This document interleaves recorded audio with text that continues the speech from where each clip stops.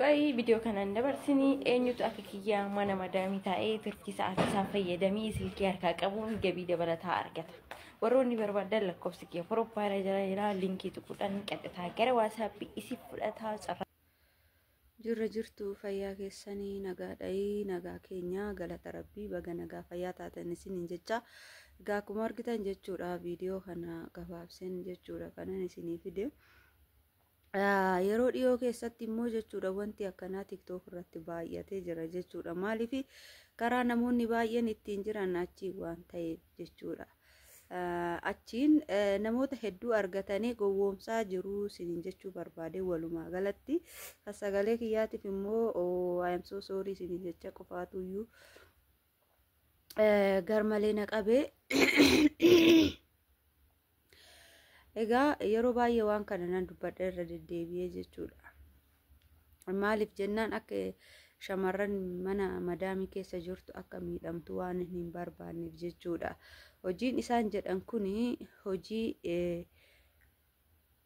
wal baay'isanii hojjechuuti. Yoo tariiti nama qabaattan yookaan immoo namaaf sheer godhuu dandeessan akkuma jedhanitti yoo isaan kan deeman ta'e milkaa'uu dandeessu. Garuu immoo hojii keessan hojii madaamii irraa isif faallessa jechuudha. Kana jechuun immoo amma yeroo ammaa kana keessatti 100,000 kaffalanii warroota galmaahanii maallaqa isaanii nyaataman hedduu jira jechuudha. Maaliif yeroo tokkoon nama duroomsaa 7 keessatti ji'a keessatti jedhanii yeroo sanattis maallaqa guuraa turan jechuudha. Ani ofii kiyyaafis waan keessa turedha hojii kana. Hojii kana hojjechuu irra hojii madaamii keessanii cimtanii gaafa hojjettan biyya keessan keessa maallaqa keessan gaafa qabattan biyya keessan keessatti hojiin kamiyyuu isin jijjiiruu danda'a. Hojiin kun garuu namoota muraasa namoota hannaan milkaa'antu milkaa'ee iddoo san jira malee namoota haqaan deemaniif hin ta'u jedhee tanan amana jechuudha. Maaliif jennaan mudannoo waan inni qabuuf jechuudha. Egaa isaan maal isiniin jedhu yeroo isin gowwoomsanitti namoonni jalqabee dhiisan jiraachuu danda'u hojii kana namoonni sun isin gowwoomsuu danda'u isaaniif isin hin dhagayina. Wantoota akkasiisan isiniin jedhu akka namni isin gorsu hin barbaadan jireenya keessan keessatti ofii isaaniitii qofa bakka barbaadaniin isin deemuu barbaadan jechuudha. Kanaafuu jechuudha maallaqa keessan wanta isin biyyaa baatanii beektanii maallaqa keessan qabadhaa 100,000 achi kafaltasan wanta baay'eedhaan biyya keessatti hojjechuu dandeessu jechuudha. Isin immoo 100,000 san achitti galmooftaniini waggaa 2 waggaa 3 teessisuun baay'ee ulfaataadha. Akka isaan jedhan kanatti dafaniitoo waan isaan jedhan kana hunda milkeessuun taasumaa waan hin danda'amne jechuudha. Waanuma hin danda'amne jechuudha. Akkasumas immoo maallaqa keessan qofa galmooftaniif hojiin kun waan isin milkeessu miti. Hojii isin milkeessu waan hin taaneef viidiyooleen isaan fidanii isinitti mul'isan kan viidiyoo duraan darbe kan namoonni torbee 3 keessatti miti waggaa 4 waggaa 5 keessatti tariiti yoo fidan isaayyuu kan fidan dadhabbii baay'ee kan qabu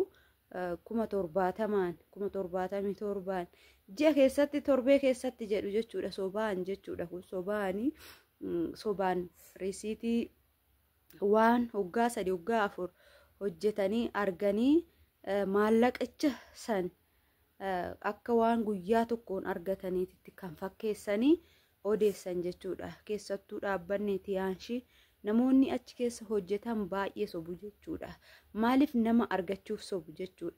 Nama fiduuf gara isaaniitti gara hojii isaaniitti nama seensisuuf gaafa isaan nama fidanii nama seensisanii komishinii isaanii herreegamu jira jechuudha. Komishinicha saniif yookaan immoo waan qophaa'e fakkeenya badhaasa haganaatitu jira gaafa urjii hagasii geessan gaafa urjii haganaa geessan badhaasa jira jedhu yookaan immoo dorgommii wayii kennuuf jechuudha. Warroota achi keessa hojjetu sana gaafa san maal godhaan namichi kuni isa kana injifachuuf sobuutti jammara jechuudha. Sobuu eegala akkam jedhee sobaa hojii ani guyyaa hojii mana madaamii keessa oggaa haganaa hojjedhe kana immoo ji'a haganaatitti yookaan immoo torban haganaatitti haganan hojjedhe isinis hojjechuu ni dandeessu gaafa isiniin jedhame isin immoo hojiin kun maaluma inni hojiin kun anillee hojjechuun qaba galmaa'uun qaba jettanii fiigichaan dhaqxu jechuudha. Gaafa dhaqxanii maal isiniin jedhu waanuma xiqqoo isinitti fakkeessu san booda daftee maallaqa kana torbee sadii keessatti yookaan ji'a keessatti yookaan osoo sanuu hin guutin maallaqa har'a ittiin galmoofte kana argachuu dandeessa deebifachuu dandeessa yaada jedhu isinitti himu jechuudha.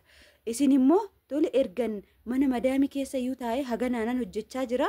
Kanaafuu hojii mataa kiyyaa kan jedhanu kana biizinasa kana galmaa'ee anis hojjechuun qaba yaadni jedhu isin keessa dhufa jechuudha. Maallaqichuma san illee illi qeeffattu jechuudha. Isin mudda jechuudha aga maallaqa san kennitanitti waan ofii kiyya irratti argeefan. Saniin booda maallaqicha saniin ergitu gaafa ergitanii galmooftani jabaadhu jabduu teenyaa cimtuu teenyaa waan baay'ee isiniin jedhu akkasumas barumsa isinii kennu barumsi wayiitti isin jira jechuudha. Koorsii sadarkaadhaan qaba akkaataa itti nama affeertu akkaataa yeroo biiroo keessa ittiin hojjettu akkaataa uffannaa waan akkasiisan isinitti odeessu jechuudha. Wanta ammatti faayidaa isiniif hin qabne garuu yeroo san maal isinitti fakkaata waan yeroo san hojjettaniituma hojii kana akka isaan jedhan taasistan isinitti fakkaata jechuudha. Gaafa san isinis maallaqa keessan kennitanii wanta gaarii irratti sheer isinii ta'uu hin laaltu hin dhageessu namoota maallaqa nyaatanis hin argitu yaa isinis immoo akkasitti nama fiduuf yaaltu jechuudha. Tariitii namni isin fidda suni yeroodhaa fi nama argatee fidachuu dhabuu danda'a. Isinin argattu galii garuu namni isin jalatti galmaa'e sun galii hin argatu.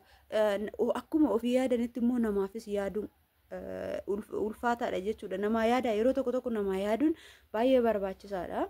Kanaafuu warroonni waan kanaan gowwoomtaniitoo maallaqa keessan erguuf karoorfattan walumaa galatti hojiin kun na baasa jettanii warroonni maallaqa keessan erguu barbaadan maallaqa keessan gara biyyaa ergadhaatoo gara biyyaatitti yoo ergattan waan bu'aa qabu tokko bitanii isinii lafa haa godhan. Yoo barbaadan itti yaa daldalatan maatiin keessan maallaqa san isaan gaafa san isaan bu'aa gaafa argatan isin eebbisuu danda'u waa tokko isiniin jechuu danda'u. Garuummoo callistanii gaafa nama biraa nama gandaatti irratti ergitanii maallaqa kan nyaachistan isaan maallaqa keessaniin achitti ittiin akka barbaadan ta'an yookaan immoo ittiin of guddisan suni hin bareedu jechuudha. Nurraayi nuti ijoollee kaayyoo qabdu kaayyoon keessan haala saniin galma isinii ga'u mana madaamitiin ba'e hundumtuu mana madaamii jechaatu hojjeta. Isin immoo anis ba'uun qaba jettanii maallaqa keessan ergitu. Egaa warroonni ergitanii nyaattamtan jiraachuu dandeessu. Warroonni immoo hin ergin amma booda erguu barbaadan dhaabbaticha jedhamu kanatti makamuu barbaadan of eeggannoo guddaa godhadhaa isiniin jechuu barbaade. Tana maallaqa keessan gaafa nyaattamtan akka hin gaabbine isiniin jedha. Gaafsan gaabburra waanuma xiqqoo kana dhageessan kana hojiirra oolfadhaa isiniin jedha. Egaa ani muuxannoo waan inni of keessaa qabu waanan beekuuf jechuudha. Dirqama waanan beekutu jira waan ta'eef waan kanarraa warroonni na hordoftan irraa of eegaa. Akkasumas immoo hiriyoota keessan wantoota akkasii isinitti haasa'an hin dhaga'inaa jechuudha. Isin hojii mana madaamii keessanii hojjedha. Tariitii hojii mana madaamii qofatu sii ta'a wantoota akkasii qofa sii ta'a jedhanii namoonni baay'ee si gowwoomsu. Namoonni baay'een akka hojii kana hin hojjenne si dhoowwu jedhanii waa hedduu sitti tarreessu jechuudha. Waa hedduu ati yeroo sanitti isaan qofa dhaggeeffatta malee nama dhaggeeffattu garuma isaan deemta booda kee bu'aan hin jiru jechuudha. Maallaqni kee erga fudhatame booda bu'aan hin jiru. Akka isaan nama fidisiin jedhu nama affeerisiin jedhu nama ati inuma affeertaa namni sun immoo kaan nama fida yookaan nama fidu dhabaa yookaan namumtuu nufu ati bilaasha yeroo kee gubda jechuudha. Bilaasha kee yeroo gubuurra maallaqa keetiin taphachuurra maallaqa sanii horii tokkoon biyyatti bitanii lafa haa godhaniiti biyyatti ergadhu obboleettiti. Siigalee maallaqni hin hojjeta gara kamittuu maallaqni hin hojjeta. Maallaqa kee hojjisiisi sammuu kee hojjisiisi maallaqa kee hojjisiisi. Dirqama dhaabbanni sobaa kun dhaabbanni namni sobaan ijaare kun sin fayyaduu siin jedha. Ani egaa kana fakkaate gorsi ani hadha xiqqishuu godhee isinii fide tuni akka guddaatti si fayyaddu nan beeka. Kana fakkaataa horaa bulaa. Warroonni itti seentan adaraa keessan of eeggannoodhaan itti deemai. Warroonni immoo gana itti seenuu barbaadan, gana maallaqa keessan erguu barbaadan adaraa keessan hin ergina, humna keessanii isiniin jechuun barbaada. Wantoonni biyya keessatti isin hanqatan baay'ee jira. Isa sassaniin guuttadha. Isa sassan xumuradhaa too kara biyya keessanii galuu yaada malee waan akkasiisan hin yaadinaa isiniin jedha.